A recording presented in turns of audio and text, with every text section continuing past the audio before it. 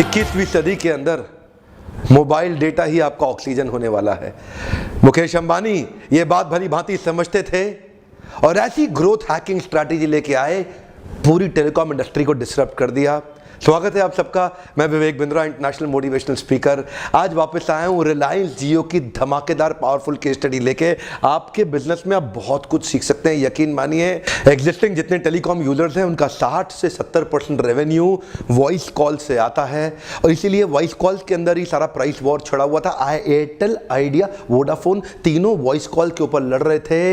Data के ऊपर आज तक कोई प्राइस वॉर नहीं हुआ। ये सारे लोग आज तक डेटा पे आपसे बहुत पैसा चार्ज कर रहे थे। वहीं मुकेश भाई अंबानी ने एंट्री मारी, वो नई टेक्नोलॉजी लेकर के आए जिसको अब इनको एयरटेल, वोडाफोन, आइडिया को अपने 2G 3G को अपग्रेड करने में बहुत पैसा लग रहा है। मुकेश भाई अंबानी सीधा 2.5 लाख करोड़ रुपया, कई लोग बोलते हैं 1.5 लाख करोड़ रुपया, मैं डायरेक्ट उनके इंटरव्यू में चेक किया, बोले 2.5 लाख करोड़ रुपया इन्वेस्ट कर चुके हैं मुकेश भाई अंबानी अपने धंधे के अंदर, जो ऑलरेडी 3 गुना ज्यादा है बाकी तीनों के पैसे को जोड़ करके। 130 करोड़ की जनता के अंदर 105 करोड़ मोबाइल कनेक्शन आज तक चालू किए जा चुके हैं, ध्यान दीजिएगा। लेकिन इनमें से केवल 10% ही लोग थे जो 4G और इंटरनेट का एक्चुअल डेटा कंजप्शन किया करते थे। वहीं मुकेश अंबानी को ये बात समझ में आ गई, सैचुरेटेड मार्केट के अंदर सबसे बड़ा हेडरूम जो है वो डेटा में है, वॉइस कॉल में नहीं है। एक बार और ध्यान दीजिएगा, come on, voice call saturated market थी, लेकिन इंटरनेट डेटा में सबसे बड़ा हेडरूम था ग्रोथ का।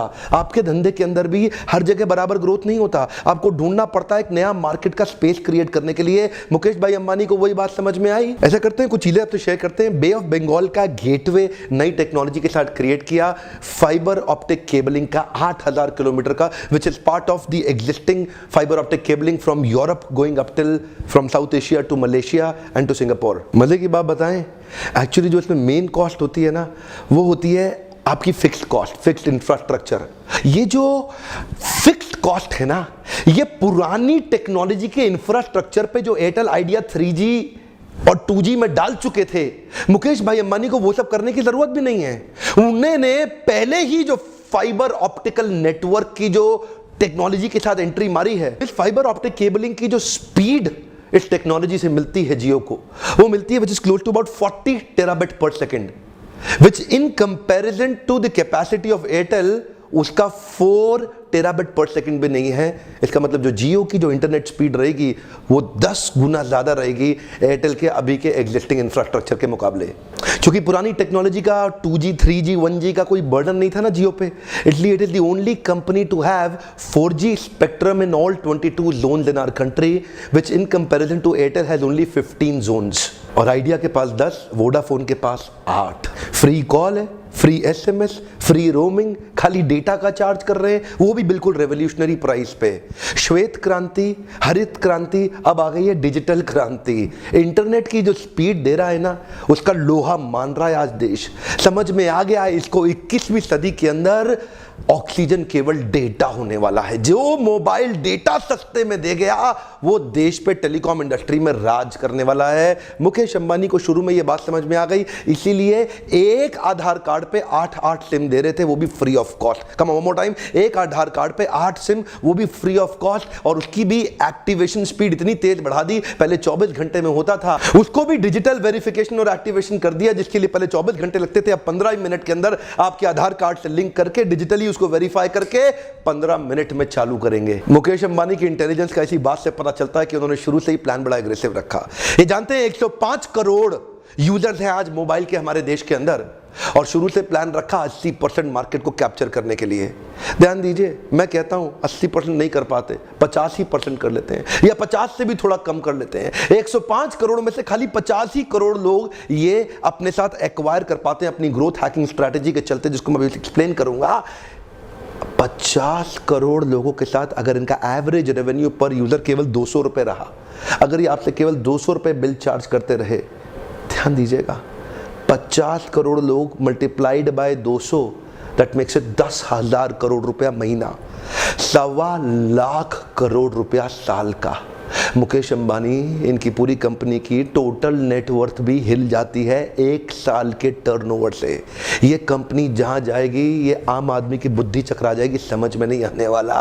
1.25 लाख करोड़ रुपए का रेवेन्यू टर्नओवर केवल एवरेज रेवेन्यू पर यूजर से। आप क्या सोचे थे मोटा भाई अंबानी ऐसे ही 2.5 लाख करोड़ रुपया अपनी जिंदगी की सबसे बड़ी इतिहास की इन्वेस्टमेंट रिलायंस ने इस जियो टेलीकॉम में कर दी? ऐसे ही नहीं, एक्चुअली 2005 के अंदर जब दोनों भाइयों में बंटवारा हुआ, अनिल अंबानी के पास आरकॉम चला गया। ये तभी से चाहते थे, इनकी नजर थी आरकॉम के ऊपर, और उसके बाद कोर्ट के चक्कर लगा लगा के 2010 में अपने भाई के अगेंस्ट नॉन कंपीट क्लॉज को इन्होंने जाके स्क्रैप कराया और वहीं से तैयारी शुरू कर दी थी। इनको पता था एक फिल्म का गाना डाउनलोड करने के लिए हमारे यहां 80% जनता बेचारी सोचती है कि डाउनलोड करूं कि नहीं करूं कि नहीं करूं, कितना डेटा लग जाएगा, और रात को 11 बजे 12 बजे के बाद वाली स्कीम में डेटा डाउनलोड करते थे, वाईफाई पे जाके डाउनलोड करते थे। इनको समझ में आ गया किसी तरीके से सबसे बड़े हेडरूम में घुस के पूरी मार्केट को ठोकेंगे। देखिए एग्जिट प्राइस स्ट्रैटेजी को समझिए। मान लीजिए पुरानी टेक्नोलॉजी है एयरटेल वोडाफोन आइडिया की, और ये नई टेक्नोलॉजी है रिलायंस जियो की। यहां पे high cost of capital, expensive technology और severe and strong government regulations. अब क्योंकि इतना खर्चा किया जा चुका है, अब इससे बाहर निकल के नई टेक्नोलॉजी में एंटर करने में एग्जिट बैरियर बड़ा स्ट्रॉन्ग काम करेगा। इतना पैसा लगाने के बाद, इतना लगाने के बाद नए में घुसना बड़ा मुश्किल है। जियो पुराने में गया ही नहीं, जियो लास्ट मूवर है, बाद में आया और नई टेक्नोलॉजी के साथ में सीधा 2.5 लाख करोड़ रुपया लगा दिया। अब क्योंकि जियो ने नया लगाया, एंट्री बैरियर और स्ट्रॉन्ग कर दिया। कैसे किया? लॉस लीडिंग स्ट्रैटेजी के साथ। ये देखिएगा प्राइसिंग स्ट्रैटेजी होती है loss leading. Loss leading strategy क्या होती है? आइटम की कॉस्ट से सस्ता जब माल को बेच देते हैं उसको बोलते हैं लॉस लीडिंग। ध्यान दीजिएगा, जैसे मान लो 100 रुपए का माल है, उसको 50 रुपए का बेचना शुरू कर दिया, लॉस लीडिंग। जब बाकी लोग 200 का बेच रहे हैं, मैं 50 रुपए का बेचूंगा, 100 रुपए के माल को, सब मेरे पास आ जाएंगे, सब मेरे पास आ जाएंगे। तो ये पुरानी मार्केट से लोग निकल के एक नई मार्केट में आके घुसने लग गए सारे के सारे। यहां पे लॉस लीडिंग स्ट्रैटेजी से एंट्री बैरियर भी स्ट्रॉन्ग कर दिया। एक तो बेचारों का एग्जिट बैरियर स्ट्रॉन्ग, उनकी पुरानी टेक्नोलॉजी उसको छोड़ नहीं पा रहे, और यहां पे एंट्री बैरियर बड़ा स्ट्रॉन्ग। ये नई टेक्नोलॉजी के अंदर इतना लॉस लीडिंग कर दिया, इतना लॉस लीडिंग कर दिया कि जब तक ये पैसा खर्च करके इसमें आएंगे तब तक मोटा भाई अंबानी इतना बड़ा मार्केट ले चुका होगा, इतना बड़ा मार्केट ले चुका होगा अगले 2-3 साल के अंदर कि बेचारे एयरटेल वेयरटेल सब के सब इनकी जान निकलने वाली है। बौखलाहट के चलते तीनों आपस में ऐसे मिल गए हैं, बार बार ट्राई किए और कोर्ट के चक्कर लगा रहे हैं, और टेलीकॉम रेगुलेटरी अथॉरिटी को बोल रहे हैं मोनोपोली कर रहा है, मोनोपोली कर रहा है। ऐसा लग रहा है जैसे ट्राई ना हो गया, भगवान कृष्ण या विष्णु हो गए। सारे देवी देवता जब दानवों और असुरों का अत्याचार होता था उनके पास पहुंच जाते थे, प्रभु दया करो, प्रभु दया करो, बचाओ बचाओ। आज रिलायंस ने चाल बहुत लंबी चली है। इसी तरह बिजनेस प्लान्स में आप भी अपने धंधे के अंदर ऐसी मोनोपोली चुपचाप क्रिएट कर सकते हैं कि आदमी को समझ में ना आए ये हुआ क्या, काटो तो खून नहीं निकल रहा। अब एयरटेल इस समय करो और मरो की स्थिति में लगातार प्रयास कर रहा है। इसको ना एक्चुअली मार्केट पेनिट्रेशन स्ट्रैटेजी भी बोलते हैं। इसका एक पर्पस होता है कि कॉम्पिटिटर को उखाड़ के जड़ से खत्म कर देना, कॉम्पिटिटर को बर्बाद कर देना। अब क्योंकि जब तक कॉम्पिटिटर उठ के नई टेक्नोलॉजी में एंटर करेगा, वो पीछे से एग्जिट नहीं कर पा रहा है क्योंकि उसका बहुत पैसा लगा हुआ है, इधर एंट्री नहीं कर पा रहा, जब तक करेगा भी तब तक यहां मार्केट सैचुरेट हो जाएगी। मुकेश भाई अंबानी पूरी तैयारी के साथ आए थे। सैचुरेटेड मार्केट के अंदर भी मोनोपोली क्रिएट की जा सकती है। मैं अपने लीडरशिप फनल में ऐसी केस स्टडीज की बहुत बात करता हूं। आप लोग आते हैं ना लीडरशिप फनल प्रोग्राम में, मेरा काम ही यही है, इन्हीं केस स्टडीज की मदद से हम आपके धंधे के अंदर सैचुरेटेड मार्केट में किस प्रकार से आप मोनोपोली क्रिएट कर सकते हैं और मोनोपोलिस्टिक सक्सेस फार्मूला क्रिएट करते हैं, और न केवल उतना कॉम्पिटिटिव एडवांटेज को सस्टेनेबल एडवांटेज में कन्वर्ट करते हैं। एक बार नहीं कमाना, जीवन भर कमाई की जा सकती है अगर आपको सस्टेनेबल एडवांटेज समझ में आता है। बहरहाल लाभ तो खाली कस्टमर का ही है, चाहे कुछ भी करो। ऐसे कंपटीशन आते हैं, कस्टमर की तो मौज हो जाती है क्योंकि कस्टमर का बड़ा फायदा है, और वो ही प्रोड्यूसर सक्सेसफुल होगा जो कंज्यूमर के हिसाब से सोचेगा। वो नहीं सफल होगा जो केवल अपने लिए सोचता रहेगा। ये बैरियर प्राइसिंग के साथ ना लोग क्या करते हैं, जैसे मुकेश भाई अंबानी ने किया, गन एंड बुलेट स्ट्रैटेजी अपनाई। इसको बोलते हैं रेजर एंड ब्लेड स्ट्रैटेजी, इसको बोलते हैं प्रिंटर एंड इंक स्ट्रैटेजी, इसको बोलते हैं गेमिंग एंड सीडी स्ट्रैटेजी। इसका मतलब क्या है? रेजर खरीदोगे ब्लेड खरीदने आना पड़ेगा, गेम खरीदोगे सीडी खरीदने आना पड़ेगा, प्रिंटर खरीदोगे इंक खरीदने आना पड़ेगा, मेरे से गन खरीदोगे तो बुलेट खरीदने आना पड़ेगा। ऐसा ही इन्होंने क्या किया, इन्होंने 4G के सिम पूरे देश में बांट दिए। अब मजबूरन लोगों को 4G एनेबल्ड मोबाइल खरीदने आना पड़ा। अब लोगों ने 4G का मोबाइल ले लिया, 4G का सिम मिल गया। दूसरे टेलीकॉम ऑपरेटर्स के पास, जिनके पास जहां जहां 4G नहीं था, देखते ही देखते उनका धंधा अचानक हिल गया, चौपट हो गया। अक्टूबर नवंबर के महीने में हमारे देश के अंदर, क्योंकि ये 4G टेक्नोलॉजी लेके आए थे, लोगों के पास 4G मोबाइल था ही नहीं। उस समय तक लोगों को, बहुत ही कम लोग थे हमारे देश में जिनके पास 4G मोबाइल था।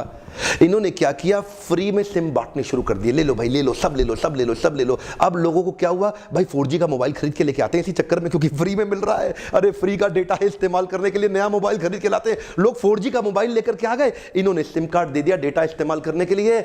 अब डेटा इस्तेमाल करने की आदत लग गई हमारे देशवासियों को। जो 150वें नंबर पे था ना देश मोबाइल डेटा को इस्तेमाल करने के लिए, वो आज टॉप 10 देशों के अंदर हमारा देश भारत आ गया मोबाइल डेटा के कंजम्पशन में। अचानक जियो के आते ही डेटा कंजम्पशन पूरे देश में आग लगा दी इन्होंने।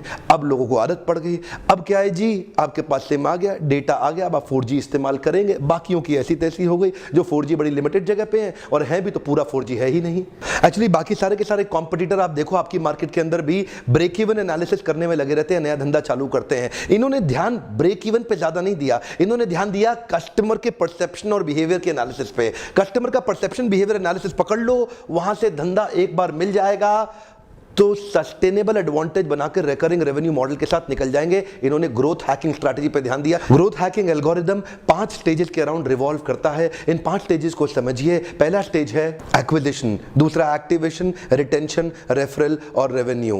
एक्विजिशन के स्टेज में मार्केट के बड़े प्लेयर जैसे कि एयरटेल, वोडाफोन, आइडिया और एयरसेल, वहां से एक्वायर किया जाए अलग अलग चैनल से सारे यूजर्स को। और activation is when the user decides to take an action and use your product. वहीं पे लोग एक्टिवेट करना शुरू करते हैं। और इधर ही थर्ड स्टेज आ जाता है जिसको बोलते हैं रिटेंशन, जिसका जियो ने बाखूबी इस्तेमाल किया। दिसंबर में अनाउंस कर दिया extending of the free package till March 2017, जिसको बोला गया happy new year plan. Honeymoon period को एक्सटेंड कर देने से ये केक के ऊपर चेरी की तरह हुआ। और इसी के साथ रिलायंस जियो पहली ऑर्गेनाइजेशन बन गई जिसने 6 महीने तक free unlimited data, call, roaming services दी। इस दौरान जियो लगातार प्रयास करेगा कि आपको ऐसी सर्विसेज दे आने वाले कुछ समय के अंदर जिससे आप अपने आजू बाजू के लोगों को बताएं भैया क्या मिल रहा है जियो में, क्या मिल रहा है जियो में। रेफरल जनरेट होना शुरू हो जाए और लोग इसको उसको बताएं। आपका कस्टमर ही आपका प्रमोटर बन जाए, उसको बोलते हैं referral strategy. One more time, when the customer turns into a promoter, उसको बोलते हैं रेफरल स्ट्रैटेजी। और इसके पीछे जियो कहीं काम कर रहा है कि कस्टमर ही प्रमोटर बन के एक दूसरे को जोड़ने का अनजाने में जोड़ेगा। क्या बोलेगा वो, बहुत बढ़िया, देखो क्या फायदा, देखो देखो, ऐसा करके। और वहां से शुरुआत आएगी रेवेन्यू की। अब धीरे धीरे रिलायंस का फोकस आएगा। पहली बार में रेवेन्यू पे नहीं फोकस किया, वो धीरे धीरे चाहते थे सारा कस्टमर खींच के ब्लू ओशन बना करके अपने धंधे के अंदर जोड़ ले। जाहिर सी बात है बाकी टेलीकॉम ऑपरेटर इस समय परेशान हो रहे होंगे, उन घबराहट के मारे अलग अलग चीजें। तो इस समय पहला चीज जो एयरटेल और वोडाफोन ट्राई करेंगे वो है customer retention pricing packages. Customer retention pricing packages में अभी वो आने वाली पैकेजेस के अंदर एक ऐसा भी पैकेज लेके आ रहे हैं जिसमें आप 2 साल का एयरटेल का नेटवर्क ले लो, वो आपको 4G वोल्टे फोन साथ में फ्री देंगे। कहीं इंडियन मोबाइल मैन्युफैक्चरर से उनकी बातचीत भी चल रही है जैसे इंटेक्स, लावा या माइक्रोमैक्स, जिसमें वो आपको साथ में 4G वोल्टे फोन भी फ्री देने को तैयार है अगर आप 2 साल का एयरटेल का सब्सक्रिप्शन ले लें। एयरटेल का यूजर बेस तो वैसे अभी भी बड़ा है रिलायंस जियो से, पर मामला इस समय करो और मरो का हो गया क्योंकि जियो कंटिन्यूअस इंप्रूवमेंट पे काम कर रहा है। आज तक जितना पैसा पिछले 20 साल के अंदर सारे टेलीकॉम ऑपरेटर्स ने मिला के नहीं लगाया, उतना जियो ने अकेले पिछले 2 साल के अंदर लगा दिया है। हालांकि जियो की करंट टेक्नोलॉजी 5G रेडी है, फिर भी रिलायंस जियो को अपने नेटवर्क पे अभी भी बहुत काम करना बाकी है। उनको अभी भी अपने नेटवर्क्स को बहुत इंप्रूवमेंट करना बाकी है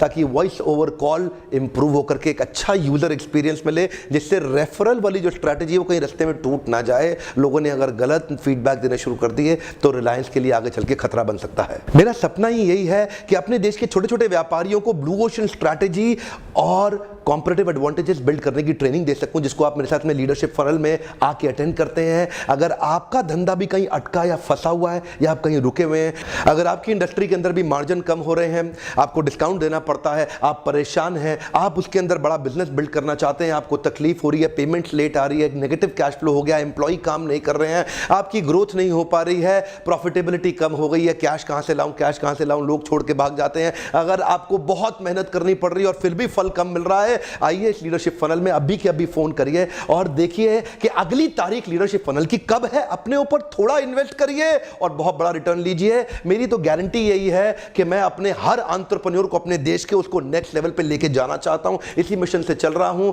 आज की वीडियो में मेरा आपसे प्रश्न है कि रिलायंस जियो ने क्या ठीक किया और एयरटेल ने क्या गलत किया। वन मोर टाइम, रिलायंस जियो ने क्या ठीक किया और एयरटेल ने क्या गलत किया। आपके कमेंट देखना चाहता हूं, आपको इस केस स्टडी से क्या समझ में आया। अगर इस केस स्टडी से थोड़ी भी आपको मदद मिलती हो ना तो लाइक जरूर दीजिए। मुझे समझ में आता है कि ऐसे वीडियोस और बनाऊं या नहीं बनाऊं, आप आ पाएं या ना आ पाएं, लेकिन इस वीडियो को और व्यापारियों को जरूर शेयर करिए जिनको वो इंटेलिजेंस हम बिल्ड करने में मदद कर सके, ताकि हमारा कॉर्पोरेट इंडिया और ताकतवर हो सके।